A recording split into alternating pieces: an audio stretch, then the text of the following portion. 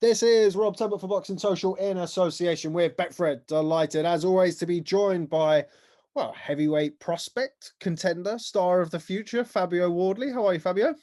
I'm good, mate. I'm good, mate. We need to figure that one out. What am I now? I don't know. Somewhere in the middle between prospect and contender, I think. We'll figure out after Saturday. We'll decide after then.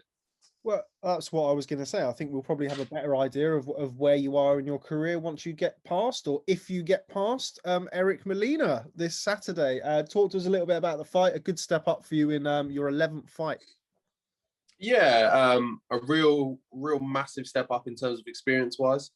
Molina is obviously someone that's been around the block, and not just been around. He's only really lost at that high top 10 level, really. And ever since he stayed in that mix of people, he's actually never really lost, or even really, other than in his early years, competed with someone of my level, someone of my kind of stature in boxing and my kind of experiences. He's always been at that much higher level. So, yeah, I think it's going to be an interesting one. Saturday's going to be something I'm really looking forward to, because I think it's my time to make a real stamp, make a real mark. If I can do a real job here, it sounds like a real good announcement. Now, we've spoken in the past about your lack of amateur experience. You come from a white collar background. You've tested yourself both in the ring and away from the ring with things like traveling and camp, going to Alexander Usyk's camp. You've done a lot of sparring with Dillian Whyte, your manager, of course. Step up fight here. You're on a boat. You're going to be boxing in Gibraltar. Just another one to tick off, and another thing that I'm sure you're taking in your stride. Yeah, it's another thing for the resume, just to say I've done it, I'm comfortable with it, I'm good with it.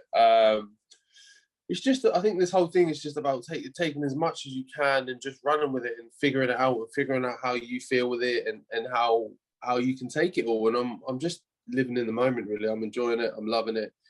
Don't get me wrong, it's weird. It's strange. It's not your usual. It's my first time ever boxing abroad. Which for one is a bit strange to me. And then obviously we're on the boat staying here for now, and we're in a foreign country and stuff. So there's all different factors to it, but ultimately I'm loving it, because I know in whether it be the week after or in years to come, I'll look back and go, yeah, no, I was a part of something good, something big there. So yeah, I'm buzzing for it. Does Gibraltar qualify as boxing abroad? Well, kind of. Well, if I showed you out of my window right now, I think you would definitely agree that this is very different, because I think I was speaking to some people not long ago to say it was just raining in Ipswich, at least where I'm from. So my clear skies and sunny weather is very different to wherever you might be right now, I think. Well, it always rains in Ipswich, so it doesn't really matter. Don't start. Talk to me about preparation for this. We're still kind of in the situation whereby nobody's camps or nobody's preparations are like they were before the pandemic. I'm not expecting you to turn around and say it was terrible, but how's your preparation been in preparation for Eric Molina? Yeah, no, it was good. It was to be honest, we didn't really run into too many snags or anything at all. Everything, and it's cliche to say it's the best camp ever and blah blah blah, but it was a really good camp. We got a lot of good sparring in. Training was going really well. As much as it was a shame to, obviously, with the closures of everything being shut down, the gym and stuff, that means I just have the gym to myself, so I can do everything I need to do without any distractions in terms of gym work and getting all my training done and everything like that. And as well as how difficult the lockdown is for other people, for me, it just removes a lot of distractions and it's almost like I'm in camp and everyone else is in camp with me, because they're not allowed to go out either, and they can't go do this and whatever else. So yeah, it was really good, to be honest. We're all teams happy with it. We've ticked it off nicely, so a good camp. What are you expecting from Eric Molina? I just mentioned briefly, something I'd spoke to you about previously on camera about the last time I saw him in the ring against Filip Hrgović on the Joshua Ruiz 2 undercard in Saudi. There didn't look to be an immense amount of ambition from him. Now, you're very hungry at the early stages of your career. Do you think that kind of natural athleticism, that youthful exuberance that you bring to the ring is going to ultimately be one of the big differences? Yeah, I think that's going to be one of the key factors. But I think with me, it's up to me to impose that on the fight. I think with his fight with Hrgović just automatically brings that presence of kind of don't want to be here. Like if you're on the opposite if you're on the opposite side of the ring to him, he just kind of brings that era of just maybe I could be doing something else to be a bit bigger than getting punched in the head by him. So with me, I think Molina's not going to see me as that much of a threat, or at least nowhere near to the same level that he would see Hrgović. So I think in this sense, it's up to me to almost prove myself, I guess, and put him in that position of making him feel that way and making him want to not really be there and making him want to ultimately either give up or quit or get him out of there. Whereas when he went into the Hrgović fight, I think there was an air of that already in. I think it's this time around, I'm going to have to force that into the situation. Talk to me about your sparring. I know you've been sparring with Daniel Dubois, Johnny Fisher. How's that been going? Yeah, really good. Really good. Daniel came down for a couple of sessions, which was good. He looked pretty much back to his normal self. Me and Daniel sparred loads when I was first starting out. And there was probably about a 2-year gap since we last sparred. So I'd come on a lot. Obviously, he'd come on a lot, but obviously just coming off the back of a loss as well. So it was nice to kind of find that measuring stick again of, cool, where am I? And how do we match up against each other? And then Johnny Fisher, to be honest, every interview I do, I can't praise him enough. It's funny to see because he's in the stage now where I was a few years ago. But it's funny for me to even think that because I still feel like we at the beginning we were discussing whether I'm a prospect or a contender or whatever. I still feel like I'm that new kid on the block. I'm that early guy, and I'm still the prospect.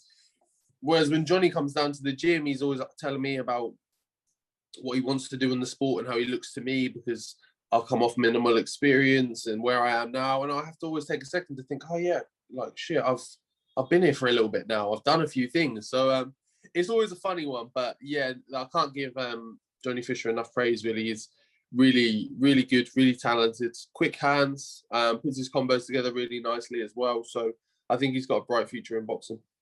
One of the things I wanted to discuss with you is the addition of Ricky Hatton to your training team on the night, or your corner team on the night. Talk to me about the reasons behind that. It's an idea that me and the team have been kind of playing with for a while, in just adding some more experience in. It's something you see a lot of fighters do.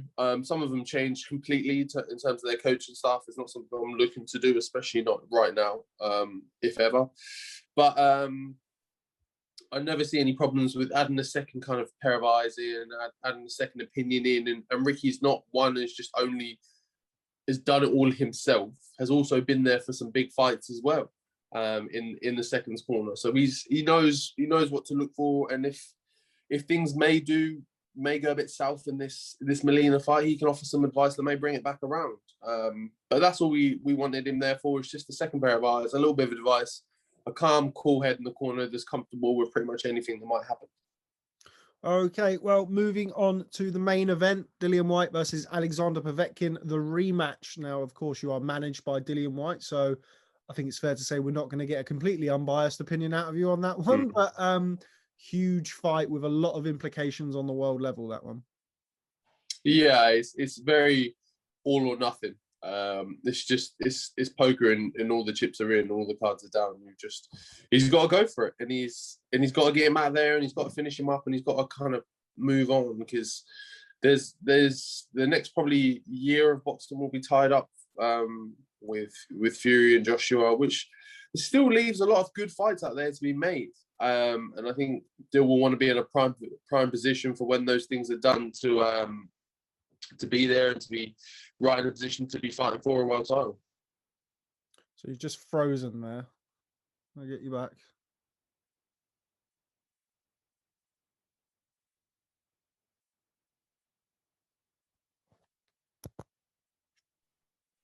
There he is. He's back. What happened there? I don't know. For a big fancy luxury yacht, obviously the Wi-Fi is not very good. The Wi-Fi is fucking shit.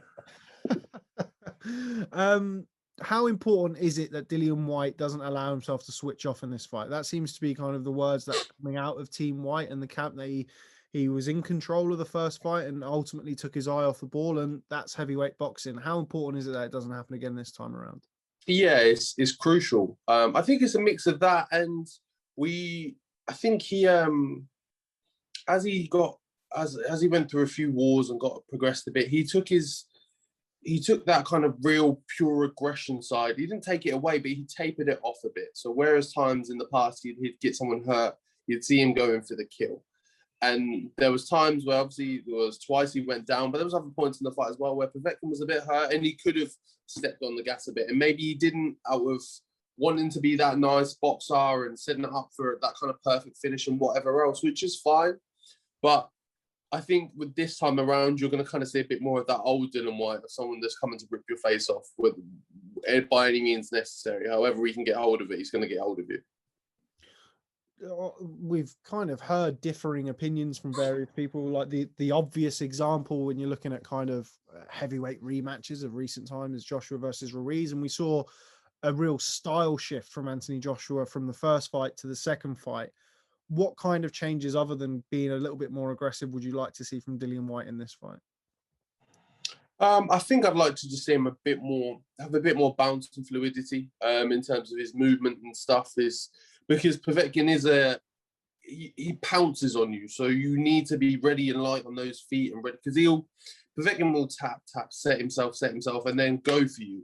Where you need to be either shut that all down by covering up nicely, or use them feet nice and sharp and just cover and get away and ease your way out of the situation. So maybe that's probably one other bit I'd like to see from him, just a bit lighter on those feet and just a bit more kind of bounce and fluidity to his work. Okay, it's not the only campmate or managerial stablemate that's on the card. It's Chris Congo against Michael McKinson, a battle of unbeaten welterweight. Very good fight. Looking forward to that one. Again, I'm sure you're going to be picking your stablemate, but what do you make of that fight?